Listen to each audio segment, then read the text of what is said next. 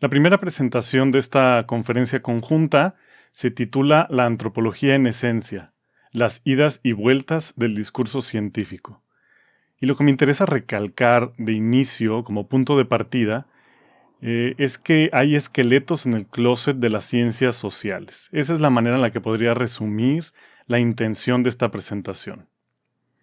¿Qué quiere decir que haya esqueletos? Quiere decir que hay cosas que en las ciencias sociales, y hoy vamos a hablar en particular de la antropología, no se han visto con suficiente detenimiento, no se quieren ver, se ocultan o simple y sencillamente se ignoran. Alguien los ocultó en algún momento, generaciones atrás decidieron que ahí se tenían que quedar, que ahí es donde tenían que vivir, y no es común que se exploren nuevamente. Ese es el mensaje principal.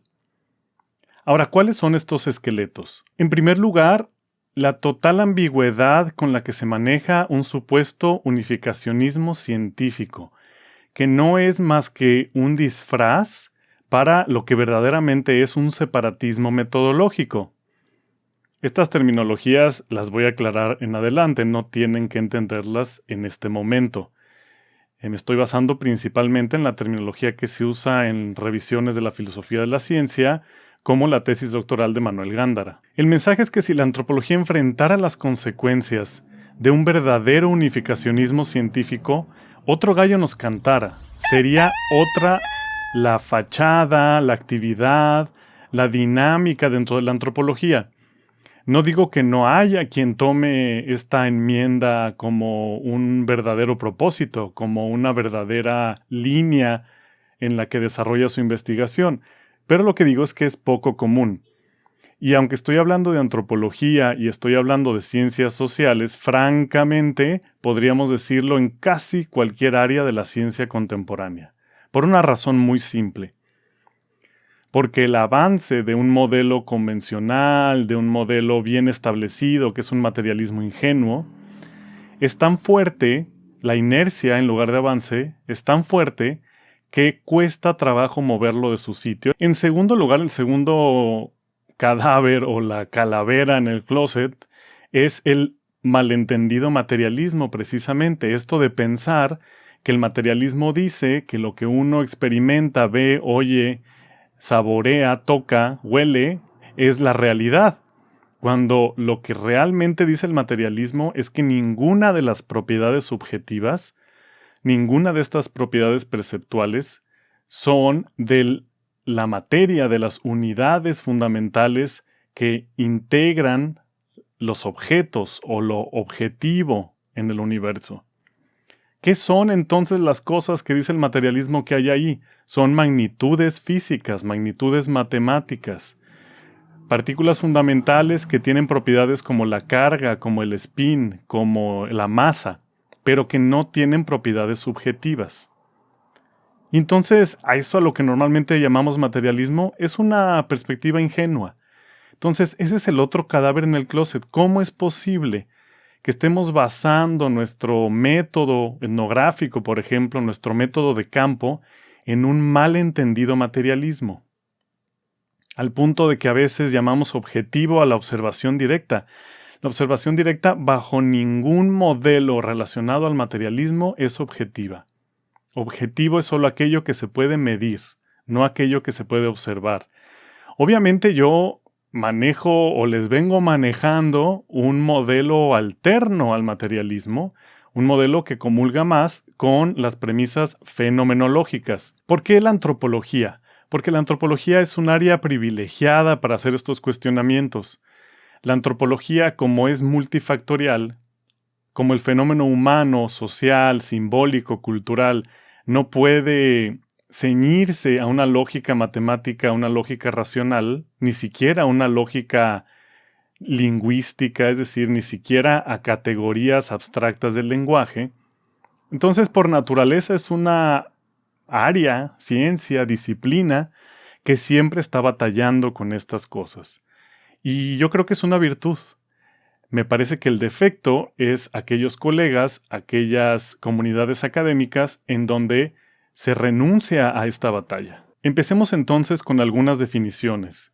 ¿Qué es unificacionismo científico? El unificacionismo científico se puede resumir en una cita cuyo autor no he encontrado, tal vez no exista. Si alguien lo reconoce, una disculpa por no acordarme del nombre, que dice: la ciencia o es una sola o no es ciencia.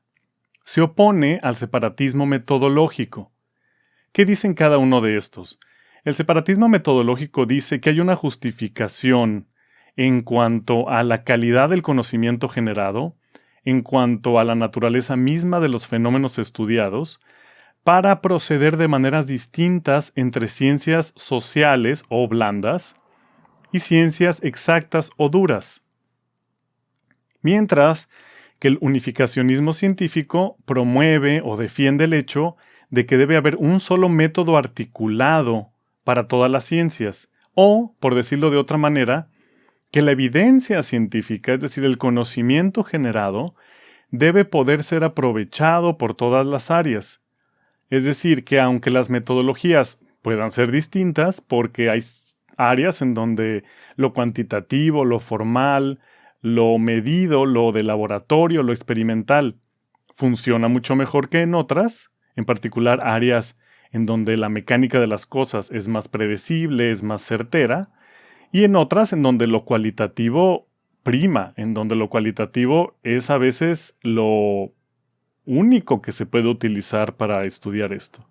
Entonces, que a pesar de esta diversidad metodológica, debe haber una manera de articular el discurso tomando en cuenta toda la evidencia científica. Entonces, también dentro del unificacionismo, como dentro de muchos movimientos filosóficos de la ciencia o del pensamiento científico, hay versiones suaves y duras. Entonces vamos a jugar al abogado del diablo. El separatismo metodológico tendría sentido en la perspectiva de acuerdo a la cual uno puede estudiar una misma realidad con dos metodologías distintas.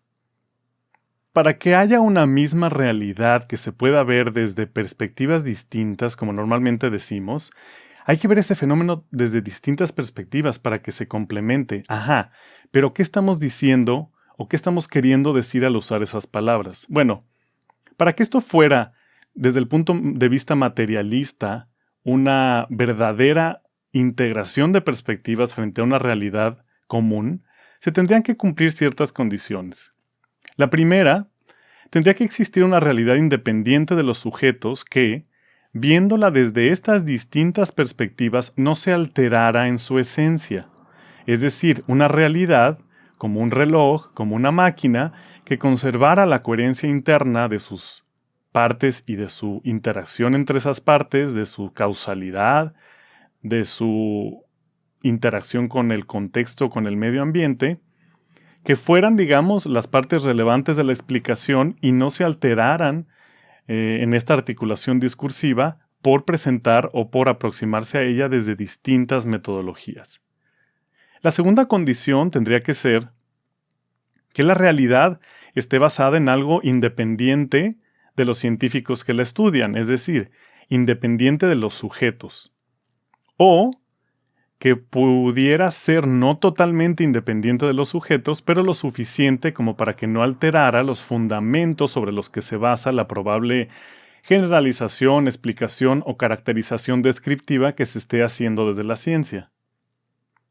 En tercer lugar, tendría que tener una partícula fundamental para estos fines, una partícula que justo fuera aquello independiente de la interpretación subjetiva, que tuviera propiedades en sí, que no fueran afectadas por la mirada del observador, para la cual, la verdad, no existe más que evidencia especulativa. El problema del debate de la independencia del objeto observado, el problema del debate que dice que si hay una realidad independiente del sujeto o no, es que se ha vuelto más publicidad y más mercadotecnia que otra cosa.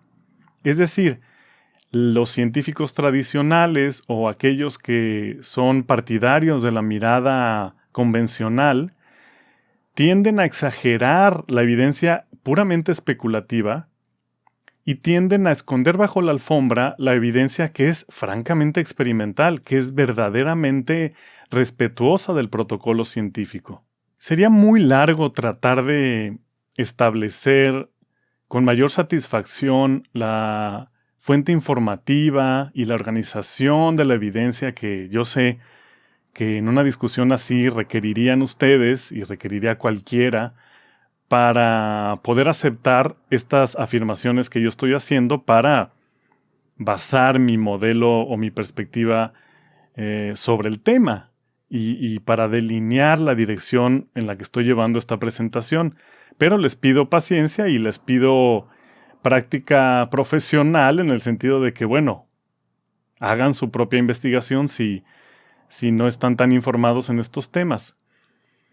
Pasando un poco eso, o dejándolo un poco de lado por falta de tiempo nada más, les propongo que convengamos en que la única realidad es la experiencia directa. La experiencia directa es fundamentalmente información perceptual. O sea, ¿qué otra información o qué otro dato tengo yo como individuo que no sea el dato de mi experiencia? Dato real, dato de la realidad.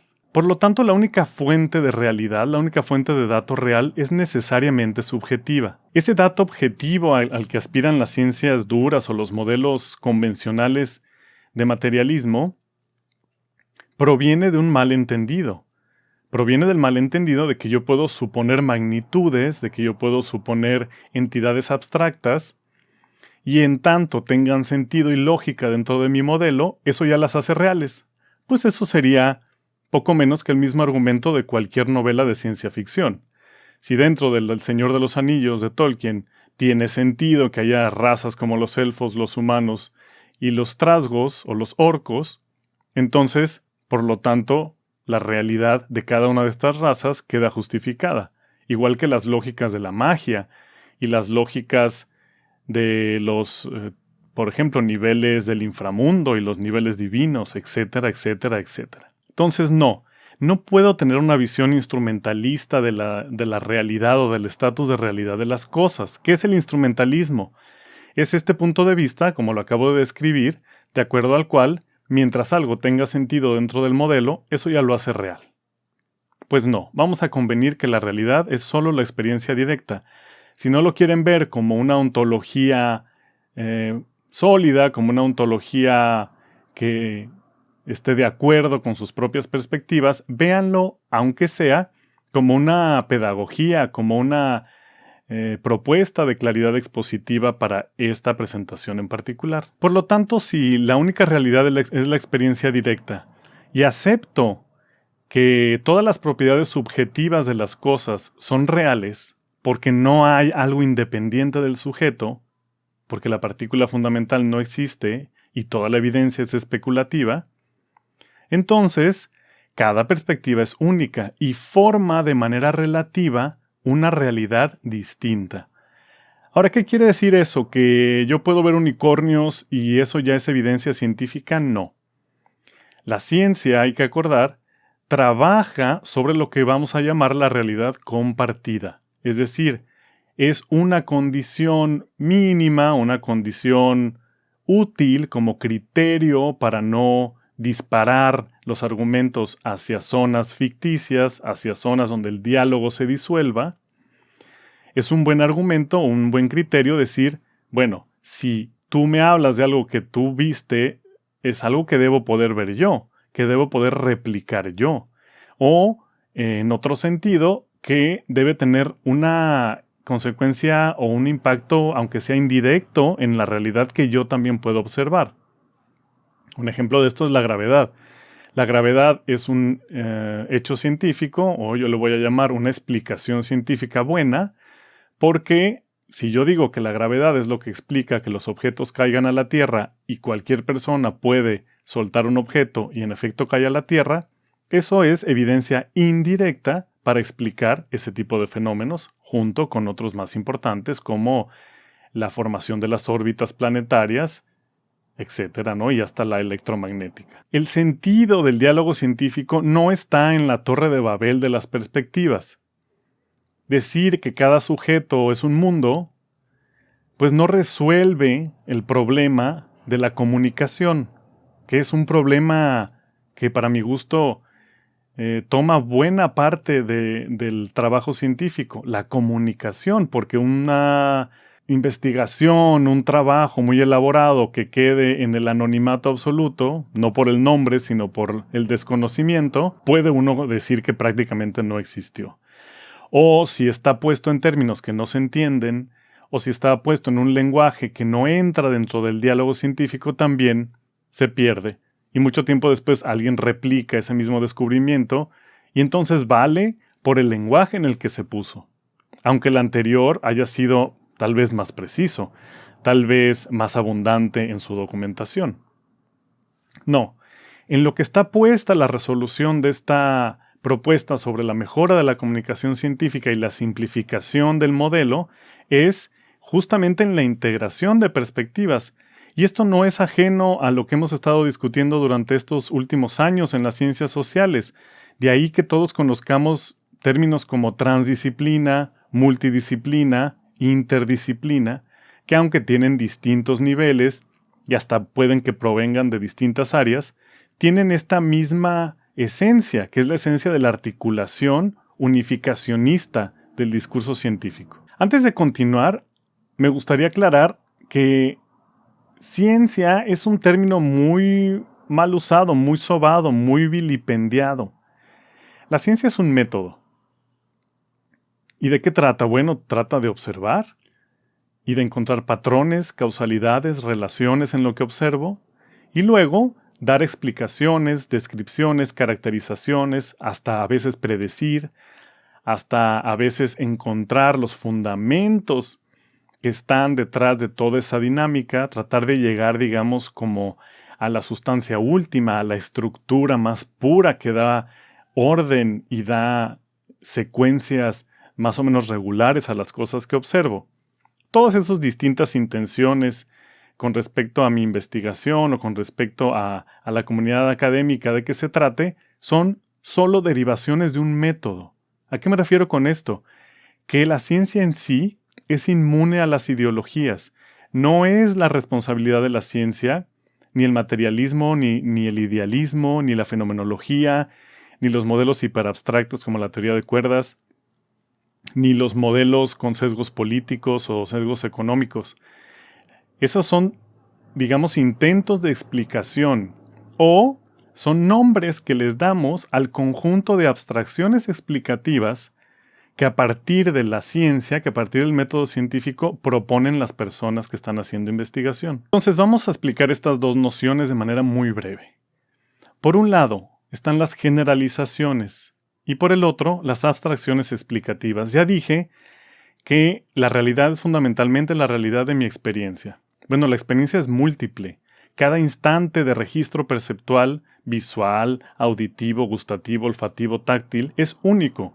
En términos estrictos es único. Si no tuviera yo manera de nombrar la experiencia, de cosificarla u objetivarla, por razones puramente prácticas sería difícil funcionar. Entonces, por lo tanto, a mi experiencia con determinadas frutas le pongo nombre y digo manzana. Aunque todas las manzanas sean distintas en tamaño, ligeramente en color, en sabor, en el momento del día en el que me la comí, por lo tanto ninguna sabe igual siempre, aunque sea la misma manzana incluso, porque está el factor tiempo también, pero a pesar de eso soy capaz de llamarle manzana. Eso es una generalización. Es una cosificación, una objetivación de la experiencia, que por el otro lado es una experiencia siempre móvil, con información siempre dinámica. Las abstracciones explicativas, por otra parte, son eso. Son cosas que sobre las generalizaciones esgrimimos, proponemos, para explicar qué está pasando, para caracterizar por qué sucede así, cuál es la mejor manera de describir tal cosa, por qué. Las abstracciones explicativas, ojo, ni las generalizaciones son reales. Una generalización es, por definición, una abstracción primaria sobre la realidad. Por lo tanto, no es real. Si estoy abstrayendo algo sobre la realidad, no es real. Y una abstracción explicativa todavía menos, porque trabaja sobre esta supuesta objetivación de la realidad, porque pues tengo que decir que la manzana cae al piso, aunque la entidad manzana y la entidad piso no sean reales, son abstracciones o generalizaciones de la realidad. Todo acto de nombrar es una generalización categorial. Si la abstracción se tiene que montar sobre estas generalizaciones para funcionar, pues está todavía más lejos de ser real. Aparte de convenir sobre el unificacionismo, la experiencia directa como realidad única, generalizaciones de abstracciones explicativas, hay que convenir que, en tanto solo la experiencia directa es real, y las generalizaciones y las abstracciones explicativas están hechas para entenderla, entonces todas se deben a ella. Es una especie de criterio verificacionista soft o suave. ¿Qué quiere decir? Que cómo juzgo o cómo tengo un buen discernimiento de estas generalizaciones de abstracciones explicativas que proponen los científicos y las investigaciones, bueno, pues tengo que siempre conservar un compromiso de que expliquen de manera más efectiva, de manera menos abstracta, de manera más clara, aquello que estoy observando directa o indirectamente en la realidad. Por lo tanto, el instrumentalismo, que es, digamos, una rama del relativismo, pues no aplica en este caso, porque estoy proponiendo que sí deben conservar un criterio de verificación con respecto a la experiencia directa. Entonces, habiendo hecho estas concesiones o habiendo convenido yo y ustedes en estas concesiones, y les llamo concesiones porque son acuerdos a los que llegamos sin mucha mayor explicación, porque no da tiempo en este momento de ahondar en ellas, pero pues habiendo acordado eso podemos avanzar. Voy a poner como ejemplo nada más y nada menos que la cultura. La existencia, la ontología de la cultura. ¿Qué es la cultura? ¿De dónde viene la cultura? La cultura es una abstracción. Es una abstracción explicativa. ¿Qué trata de explicar la cultura? Principalmente el fenómeno que conocemos como la diversidad, que es ya una generalización. ¿Sobre qué? Sobre el hecho de que siendo los mismos seres humanos, teniendo, digamos, por conceder al materialismo, los mismos genes, siendo lo mismo, que eso es discutible, por supuesto, pero partamos de una base más de sentido común o de conocimiento común. Si somos la misma cosa, ¿por qué generamos distintos lenguajes? ¿Por qué generamos distintos rituales? ¿Por qué nos vestimos diferente? ¿Por qué acostumbramos comer cosas distintas? Eso es diversidad. Y a la diversidad, uno o varios antropólogos y científicos sociales le responden diciendo, bueno, son distintas culturas. Es decir, hay en esencia en cada uno de estos grupos humanos que difieren en cosas como la vestimenta, la lengua, los rituales, la religión, la gastronomía, etcétera, etcétera. Hay en esencia en cada una de estas comunidades una cultura, un lenguaje, un sistema de símbolos, un cierto entendimiento organizado, ciertas instituciones que dan cohesión y coherencia a esto, a lo que estamos llamando cultura. Ahora, a diferencia de modelos físicos, de modelos astronómicos, que nos queda claro que son especulativos, el problema de las categorías de las ciencias sociales es que, por el efecto que tiene el lenguaje, se nos olvida que no son cosas. Porque decimos, te falta cultura, o hay que defender la cultura, o hay que estudiar la cultura, o no dejes que cambien tu cultura por otra. Y como la tratamos como una cosa, como si fuera un objeto o una entidad, entonces se nos olvida que es nada más una abstracción explicativa. Claro, porque el lenguaje tiene la capacidad de cosificarlo todo. Tiene más bien la necesidad de cosificarlo todo por la manera en la que se expresa. Es, digamos, un sistema orientado a objetos y relaciones entre los objetos. Sin embargo, para que algo exista, como ya hemos dicho, no tiene que ser material, porque la materia no existe. Lo que tiene que ser es una experiencia real. Que, por cierto, la experiencia incluye los sueños, incluye las emociones, incluye las sensaciones, experiencial en sentido real, empirismo en sentido puro. No empirismo como legitimización de aquello que es científicamente lógico o aquello que es discursivamente racional, no, sino empirismo como experiencia, por eso digo, en su sentido más simple. Para que la cultura fuera real, tendría que existir en el tiempo y en el espacio, como una experiencia. Alguien tuvo que haber tenido en algún momento la experiencia de la cultura.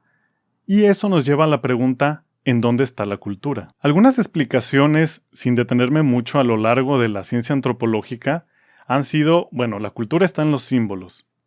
Claro, pero ¿dónde están los símbolos?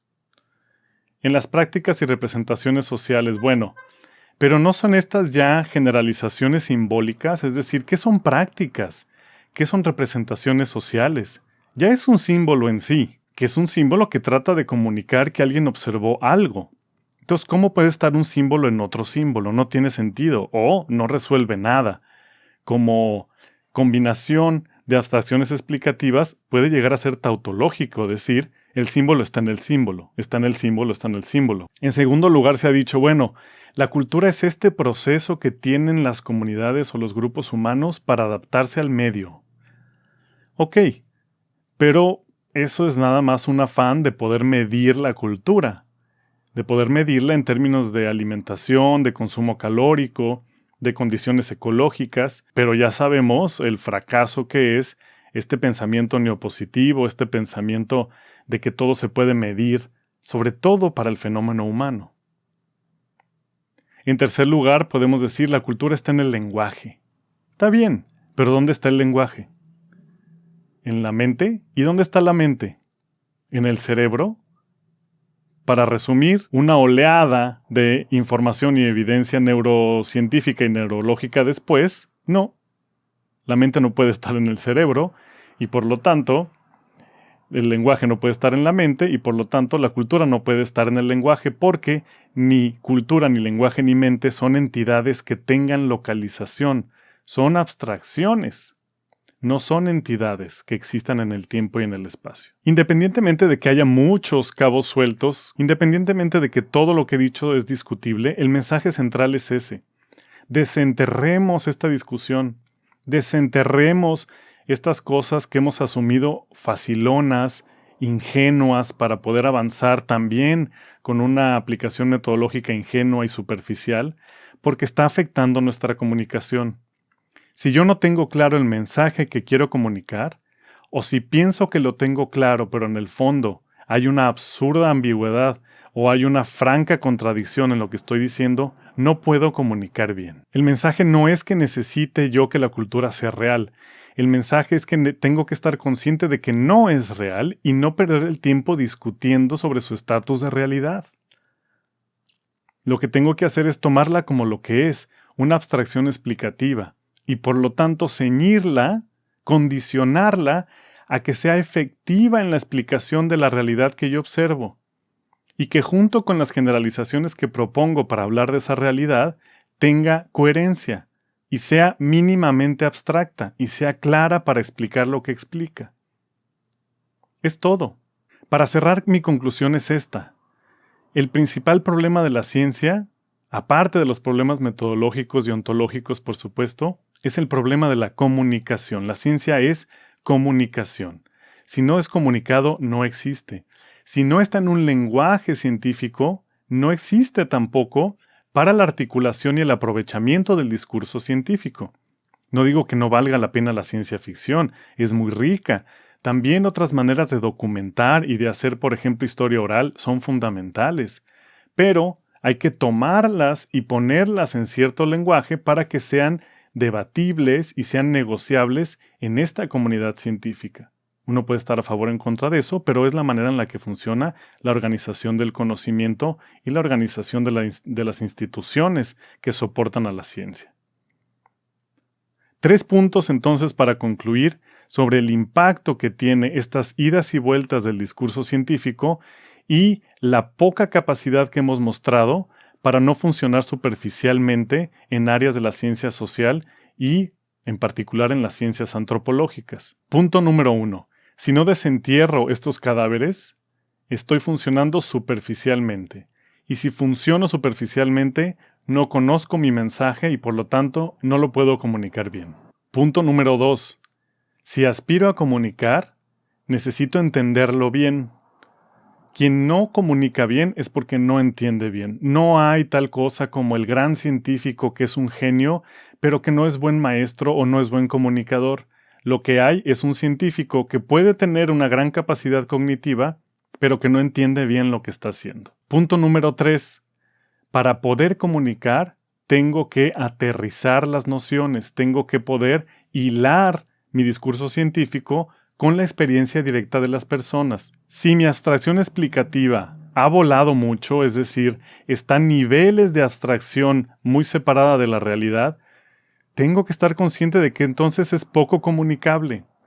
Entonces es equiparable a una discusión hiperespecializada o a la discusión sobre una realidad fantástica o a una reunión donde se discuta el mundo mágico de Harry Potter o de El Señor de los Anillos, que nadie entiende, al menos que esté familiarizado con la terminología, con el mundo, con la lógica, con los lenguajes, con las acciones de esa historia particular.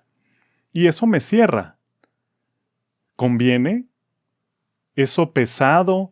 Las consecuencias de codificar tanto el discurso, sacrificando comunicación. En la mayor parte de los casos, desde mi experiencia propia, una codificación tan alta del discurso, una abstracción tan grande de las explicaciones que doy, no valen la pena. No logran nada.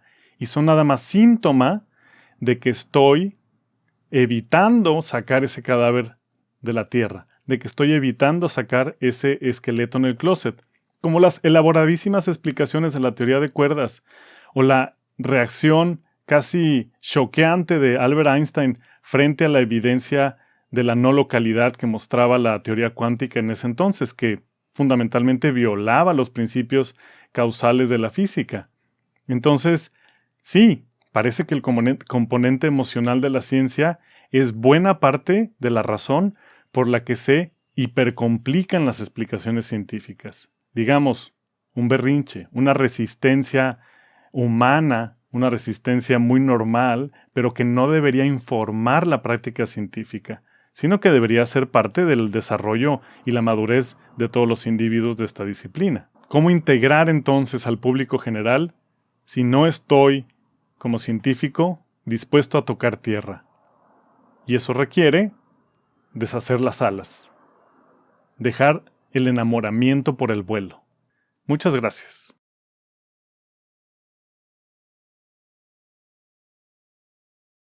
Bueno, ahora continuamos con mi parte. Yo quiero utilizar este espacio de las conferencias para poder motivar a una reflexión que considero es importante y pertinente a nuestra disciplina en la actualidad. Yo quiero hablar acerca de la divulgación del conocimiento antropológico y por qué es importante divulgar la ciencia y en este caso la antropología social, porque hay algunos casos contados de personas que se dedican a divulgar la ciencia, pero en general lo vemos en blogs de internet, en páginas de Facebook. Hay muchos espacios, por ejemplo, en plataformas como Facebook, que son foros y grupos en los cuales se comparte información, pero es más allá de ser divulgación, es difusión. ¿Por qué es difusión? Porque se está compartiendo conocimiento, pero entre pares. O sea, todos los que están en esos entornos saben qué es endoculturación, conocen qué es la vulnerabilidad, o sea, conocen terminologías y conceptos básicos para cualquier persona que esté dentro de esa disciplina, pero la divulgación implica que vamos a hacer llegar ese conocimiento a personas que no tienen ni idea, que nunca han escuchado tal vez qué es multiculturalidad o qué implica realmente el racismo, que consideran que la cultura es eso, que ir al teatro e ir a los cines y leer poesía solamente. O sea, es llevarle nuestro conocimiento a personas que son ajenas a todo aquello que nosotros aprendemos en nuestra licenciatura, maestría, doctorado o lo que sea, cualquier formación en la cual esté cada uno. Considero que es importante que promovamos o comencemos a incitar este tipo de reflexiones por el entorno tan cambiante en el que estamos. O sea, en la actualidad vivimos en una sociedad en la que en todo momento escuchamos problemas de racismo, problemas por cuestiones de género, en el que escuchamos mucho la desigualdad, en el que son cuestiones que todos vivimos día a día, pero es importante llevarle ese conocimiento a la población en general. Ya a lo largo de esta exposición pues les comentaré por qué yo lo considero pertinente. Igual, comenzando con todo esto, por el formato en el que elegimos hacer toda esta conferencia, Luis Daniel y yo, si tienen alguna duda o alguna inquietud que quieran hacernos llegar, déjenla en los comentarios, ya sea en la plataforma que esté publicando este videoconferencia. Y al final de este video vamos a hacer un apartado de preguntas y respuestas para seguir reflexionando acerca de esto. Va a ser en la plataforma de Meet, así que para que terminando este video vayan a la plataforma de Meet y podamos continuar con el diálogo, porque esa es la intención de estas jornadas y de la conferencia de Luis Daniel y mía en particular, poder motivar a la reflexión y al que comencemos a cuestionar nuestra ciencia y cómo la estamos ejerciendo. Que creo que eso es importante porque ayuda también a que siempre estemos buscando cómo generar un conocimiento que realmente sea poderoso para la sociedad y que le ayude a transformarla, si es que esas son nuestras intenciones, para que se apodere de sus condiciones, ¿no? Pero bueno, ya eso puede quedar en otra reflexión. La antropología en sí busca y permite entender la complejidad de la sociedad y la cultura humana. Y en sí, pues la antropología se ha centrado en estudiar la cultura, o sea, todo el tiempo en nuestras reflexiones académicas estamos comentando qué es la cultura. Y en sí, por ejemplo, voy a citar a Harris. La cultura es el conjunto aprendido de tradiciones y estilos de vida socialmente adquiridos de los miembros de una sociedad, incluyendo sus modos pautados y repetidos de pensar, sentir y actuar, es decir, su cultura. Esta es la reflexión de Harris. También, pues, nosotros sabemos que Taylor tiene una reflexión, Gertz tiene otra reflexión, o sea, cada uno tiene su forma de concebir lo que es la cultura. Pueden ser comportamientos simbólicos aprendidos, o demás. Aquí la cuestión es que al final, como antropólogos, cada uno nos vamos a sentir cómodos con una definición específica de cultura, ya sea porque va más afín a lo que nosotros interpretamos debería de ser la cultura, como pues ya lo estaba comentando Luis Daniel en su apartado. Pero al final, ¿qué estamos haciendo con todo ese conocimiento y tanta reflexión acerca de esa cultura? ¿En qué desemboca esa reflexión? Yo, en específico, la quiero desembocar en la divulgación porque, por ejemplo, vamos a un mercado, está doña Tere, la señora del puesto de pollo de este mercado, y entonces fue un antropólogo, hizo un estudio, duró ahí, no sé, un año con trabajo de campo y ya entendió cómo son las dinámicas de intercambio no sé, económicos, o cómo están las relaciones sociales se están dando por compadrazgos o por otro tipo de cosas, ¿no? O sea, al final el punto es que vamos a un lugar. En este caso puede ser el mercado o puede ser una comunidad indígena que ha sido lo tradicional en la antropología aquí en México. Vamos a una comunidad indígena, hacemos nuestro campo, ya hicimos nuestra etnografía, entendimos cómo se desenvuelve la comunidad. Terminamos nuestro trabajo, está muy linda nuestra tesis, la presentamos, tesis laureada. Le entregamos la tesis a la comunidad, así como nosotros la hicimos, con un montón de conceptos que solo alguien que está dentro del medio va a entender. Entonces, perdón, puede ser un poco escabroso esto y herir susceptibilidades, pero reflexionemos de qué le sirve a esa comunidad que yo haya hecho ese trabajo, que puede ser muy importante, puede ser muy interesante, pero realmente esa comunidad en la que estuvimos siendo parte y que nos acogió, ¿de qué le está apoyando que hayan un montón de antropólogos que ya teorizó acerca de su modo de vida, que ya entendió por qué tienen estas condiciones de desigualdad o sea, cómo la globalización está provocando que a lo mejor ya no puedan estar ganando lo mismo que ganaban cosechando maíz, y ahora porque tienen que tener ganado para ahorrar, porque si no, no tienen dinero para la vestimenta o para ir a clases, o porque están tan alejados de la ciudad. O sea, todo este tipo de reflexiones que pueden venir de una tesis o de una investigación, realmente de esas personas de las cuales estamos hablando, ¿de qué les sirve?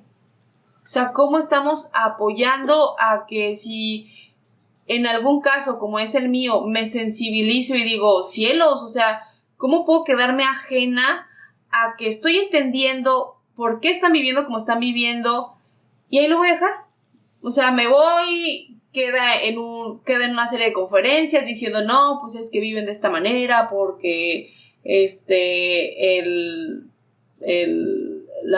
neoliberalismo ha provocado que ya no puedan subsistir de la misma manera y ahora están en una condición de pobreza extrema, o cómo el Estado está afectando. Ok, lo estamos reflexionando, pero lo estamos reflexionando aquí. Y entonces es cómo hacer que estas reflexiones realmente desemboquen en estas personas de las cuales estamos conversando todo el tiempo, para que realmente se puedan apropiar de su realidad. Es importante que podamos reflexionar hacia dónde están yendo nuestros conocimientos. O sea, esta es una inquietud personal en la que considero que es importante se democratice el conocimiento. Puede ser que hay otros que prefieren el trabajo de escritorio y es totalmente respetable, pero sí considero que es importante que podamos ver todas las aristas que tiene nuestra labor como científicos sociales en específico. O sea, al final todo el tiempo estamos reflexionando acerca del cómo está viviendo el otro y por qué está viviendo de esa manera. Al final, la divulgación científica de la antropología y de las ciencias sociales en general puede permitir que la sociedad se apropie del conocimiento que se genera de sí misma. O sea, todo el tiempo estamos reflexionando sobre otras personas, sobre la sociedad, sobre estos ejemplos que les comenté, pero el poder divulgar nuestro conocimiento puede apoyar a que se apropie de su realidad, porque sabe que no es solamente una causalidad divina o porque ya no hay de otra, sino es entender, pues está pasando por esto, y como está pasando por esto, pues se puede hacer esto. O sea, no es quedarse ahí desprovisto y creyendo que pues no hay de otra. El que tenga este conocimiento puede apoyar a que las interpretaciones que esa persona tiene de su propia realidad tengan una base científica que haga que salgan del prejuicio y que pueda apoyarlo a poder generar acciones concretas para que si de alguna manera no le gusta de algún aspecto de su realidad, lo pueda cambiar. Porque en todo momento todas las personas están reflexionando acerca de su realidad, porque el gobierno es como es, porque la economía es como es, porque la religión es como es, pero al momento en el que tienen las herramientas para poderlo reflexionar ya desde esta base teórica, pero plasmada, digamos, en tierra, en un lenguaje que pueda entender, le puede ayudar a empoderarse de su realidad. Se habla de racismo, de violencia, de cultura, y al final todos estos discursos no son ajenos a la sociedad. Todo el mundo los estamos hablando, todas las personas lo están hablando en todo momento, entonces son temas importantes. Y que una persona con una formación profesional en todos estos aspectos y con una sensibilidad a entender cómo todos estos aspectos se interconectan, puede apoyar a que este tipo de conocimiento sea más entendido, se vea de una manera más homogénea, porque al final no son cuestiones que estén apartadas. O sea, no son la violencia, la religión, la política, la economía, la familia, demás, no están separadas, todas están interconectadas. Entonces, una persona con esta formación como antropólogo puede ayudar a ver cómo todo se combina para generarnos esta interacción social que tenemos día a día. La divulgación no es solamente difundir el conocimiento científico. Decir, y esta es la endoculturación, y esta es la cultura, y esto significa, y ya. Y quedarnos ahí diciendo, pues ya les dije qué es, ¿no? Pues, o sea, es el utilizar un lenguaje claro y conciso que se adapte al público que queremos llegar para que para que se convierta en un espacio de enseñanza informal. Al final, cuando se busca el conocimiento a partir de la divulgación, no va a venir en espacios académicos como los de nosotros en una universidad, o no te lo van a enseñar en la escuela. Son espacios informales en los que de manera amena te están compartiendo el conocimiento para que lo entiendas. Es bajar todos esos conceptos que les comentaba en un principio a lo terrenal. Y no significa que sea banalizar nuestros conocimientos, sino es entender que no todos tienen la misma formación que nosotros y tampoco están obligados a entender todo eso que conocemos. Y más teniendo, pues nosotros también teniendo esta sensibilidad de que no todos tienen el mismo acceso a la educación como para que puedan entender conceptos complejos o porque por el tiempo no tienen, como tienen que ir a trabajar, no tienen el tiempo de formarse, no sé, distintas circunstancias que provocan que no tengan que saberlo, pero para eso está la divulgación, para que de una forma amena puedan entender de estas discusiones que les estoy comentando. Entonces, al final, el divulgador informa, explica y facilita la comprensión de estos conocimientos. Y al final también la divulgación puede permitir a incrementar la calidad de vida, porque en este mismo afán de promover, si es que se logra, que las personas se apropien de su realidad y entender cómo está funcionando, también tienen injerencia para poderla cambiar de acuerdo a sus preferencias, a lo que ellos consideran pertinente. Y pues en nuestro caso también la divulgación puede apoyar a atraer a nuevos antropólogos. O sea, una cuestión, hablemos ya de casos muy concretos en nuestra escuela, o sea, una demanda que no es tan amplia de futuros antropólogos, que no hay tantas personas interesadas en estudiar la antropología, no es porque no hayan por ahí pululando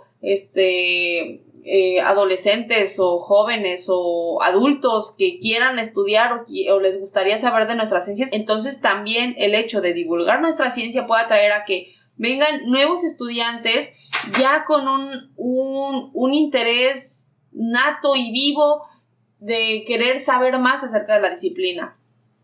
Y al tener ese interés tan vivo puede ayudar también a que seamos más fértiles en cuanto a los conocimientos y reflexiones que se pueden generar entre nosotros como antropólogos.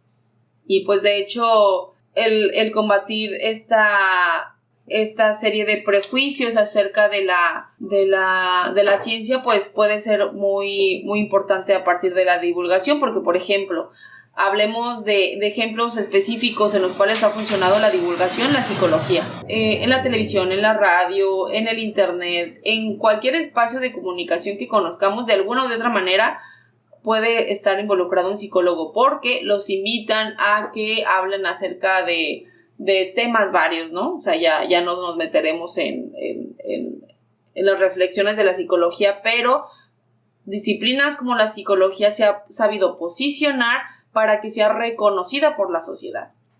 Entonces, gente que desconoce, que nunca ha estudiado psicología, pero sabe, más o menos entiende que es la depresión, más o menos entiende que puede ser el conflicto de Edipo, de Electra, o lo que sea, ¿no? O simplemente ubica a los psicólogos, tiene una idea general de lo que es un psicólogo, y eso también le ha abierto las puertas profesionales para poder ubicarse en el mundo laboral. También la física, por ejemplo, Carl Sagan con el programa Cosmos, cómo apoyó a que las personas pudieran estar más familiarizadas e interesadas, y a raíz de ello hay un montón de libros de divulgación de física que no son necesariamente para público que haya estudiado formalmente la disciplina. Entonces, el que nosotros también busquemos espacios para poder difundir nuestro conocimiento, o en este caso, como les comento, divulgarlo, ayuda a combatir esa idea errónea que se tiene de nuestra labor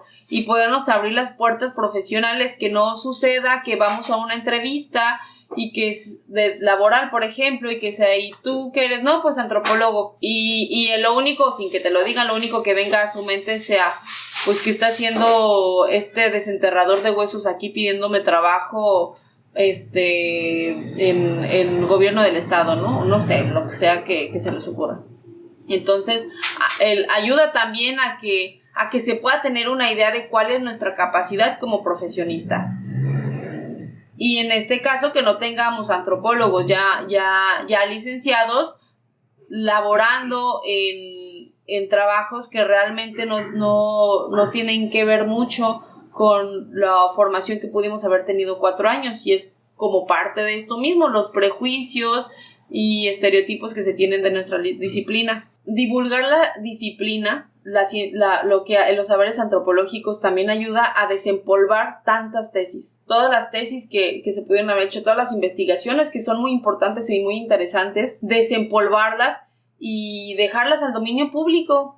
Divulgar el conocimiento, hacer que el conocimiento esté al alcance de todos y que pues al final todos estos conocimientos emanan de la sociedad. Entonces simplemente es regresarles estos conocimientos que sin la participación de la comunidad indígena, o sin la participación de doña Tere, la del mercado, o que sin la participación del grupo religioso tal, no hubiéramos podido tener. Entonces creo que es una buena manera de ser agradecidos de que todas esas personas nos acojan y nos permitan involucrarnos de una manera tan profunda en su realidad, porque no es fácil tener a un antropólogo viviendo o siguiéndote, no sé, 3 meses como mínimo para poder inspeccionar tu vida a fondo y entender por qué es de esa manera, ¿no?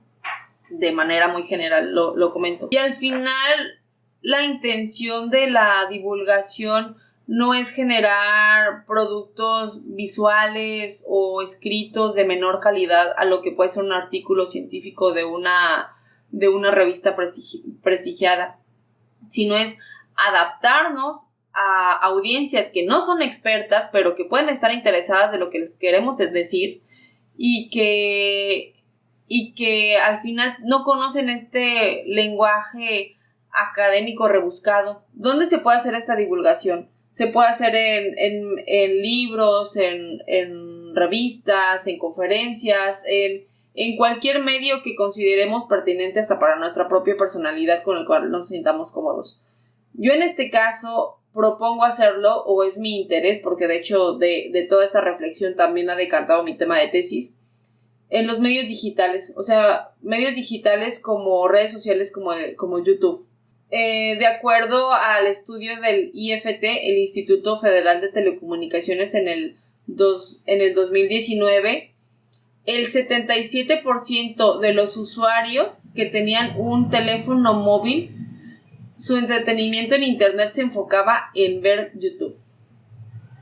Hacer divulgación también es ir a donde está la población. Todo depende también a quién querramos difundirle nuestros conocimientos. En mi caso, yo considero que es altamente rico el que podamos hacer en medios como YouTube, porque podemos llegar a cualquier parte del mundo. O sea, no nos basaríamos en Culiacán, como en este caso estamos nosotros. Podríamos hacerle en todo el estado de Sinaloa, podríamos hacerle en todo el México. Es cierto, no todas las personas tienen acceso a un teléfono celular, no tienen un acceso a internet, no tendrían las condiciones para poder estar viéndolo en esta red social, pero igual podría pasar. Por ejemplo, si hacemos una conferencia, no cualquiera tendría el acceso de ir a la sala de conferencias de la universidad, donde hicimos una convocatoria, pero ¿cuántos podrían no tener acceso? Porque no tienen dinero para el transporte, porque no tienen el tiempo, porque están laborando. O sea, cada medio en el cual querramos hacer divulgación va a tener sus pros y contras. Yo en este caso, por la masividad y por el uso tan vivo que tiene ahora las redes sociales como YouTube, lo considero importante.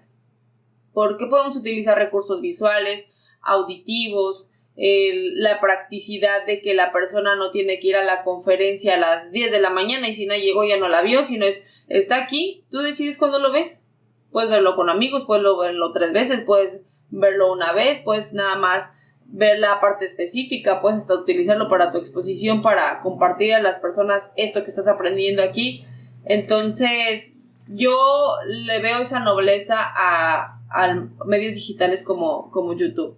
Y como les comento, si al final cada medio va a tener su pro y su contra, pero considero que es valioso hacerlo en este medio. Ya nos podremos a reflexionar acerca de qué tipos de videos se tendrían que hacer, de qué manera lo vamos a comunicar, entre otras características que tendría que tener, pero eso yo ya misma lo estoy trabajando en mi tema de tesis para poder llegar a de qué manera sería efectivo comunicar el conocimiento antropológico, pero en medios digitales como el internet y en este caso YouTube.